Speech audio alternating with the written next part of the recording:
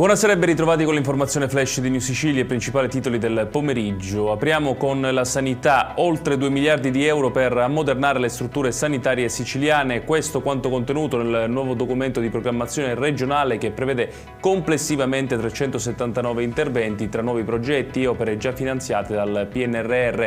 Tra gli investimenti principali figurano oltre 712 milioni per i poliospedalieri di Palermo e 172 milioni per il nuovo ospedale di Siracusa. Il piano adesso dovrà completare il passaggio all'Assemblea regionale siciliana. Restiamo in tema sanitario. È tornata operativa la macchina radiologica del pronto soccorso di Villa Sofia a Palermo. Il dispositivo era rimasto fuori servizio per 6 giorni, rendendo necessario il trasferimento di alcuni pazienti verso altri ospedali cittadini, procurando notevoli disagi all'utenza.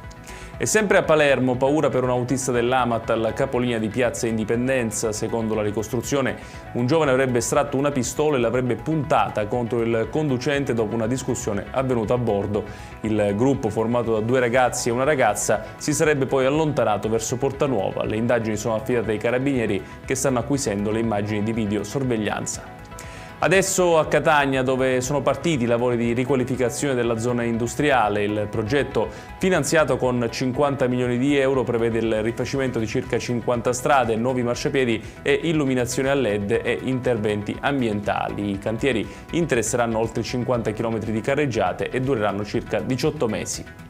Chiudiamo con il meteo. Nella giornata di domani l'ondata di caldo intenso toccherà il suo picco in Sicilia, con punte fino a 36-38 gradi nelle aree interne. Sole sulle coste tirreniche e ioniche, mentre nel pomeriggio saranno possibili temporali nelle zone interne, localmente accompagnati da grandine, nubifragi e forti raffiche di vento.